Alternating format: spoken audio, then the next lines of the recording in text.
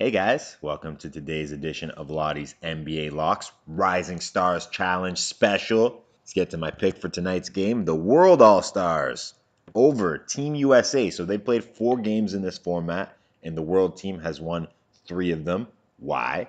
Because the World All-Stars try harder. They play a little defense. They hustle for rebounds. Playing games for fun where you don't care who wins is a North American thing. Participation awards is a North American thing. It's something we grow up with. We're scolded for playing too rough in quote unquote meaningless games. Other people get annoyed if you're playing too hard in a pickup game. That's not the case in Europe, where most of these players are from. It's certainly not the case in Africa. Another reason they try hard is because they want to stick it to America. I hate to break it to you guys, but most of the world does not like America. I can't tell you how many Americans I met traveling who say they're from Canada just to avoid the hassle. There's a perception that exists, whether it's true or not, that Americans think their country is superior to all others. And maybe that's true, but you can see why people from other countries would be annoyed by that. So winning this game means a lot more to the world team.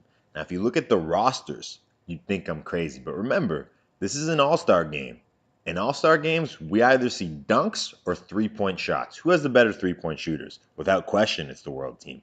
So they'll often be trading twos for threes. Further, these guys haven't played together. These aren't teams with developed chemistry or defined roles. A lot of the guys on the US team are used to being the guy or one of the guys on their team. There's a clear main guy on the world team, Luka Doncic. Let me quickly say, Ben Simmons probably won't play much.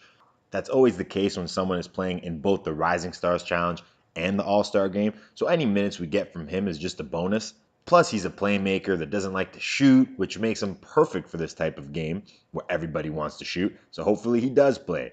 But back to the rest of the team. You got Ayton, who's probably the number 2 guy, a big man who doesn't need the ball a lot. Then you got Shea Gilgeous-Alexander and Lauri Markkanen as your 3A and 3B guys. And again, Markkanen is not someone who needs the ball a lot. The U.S. team will be playing a lot of whose turn is it? Is it Fox's turn? Is it Mitchell's turn? Is it Tatum's turn? Is it Trae Young's turn? Is it Kuzma's turn? Mitchell takes a shot and he misses. Next play, he's wide open. He's thinking, should I shoot again?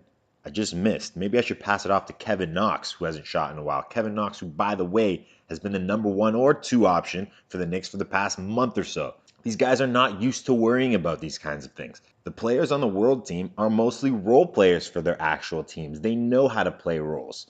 So there's clearly 2 primary ball handlers on this team, Doncic and Alexander. These guys are going to play like a real team. The ball will move. They'll look for open shots. The U.S. team will play as a team of individuals. It will be awkward. There will be a lot of isolations, one-on-one basketball.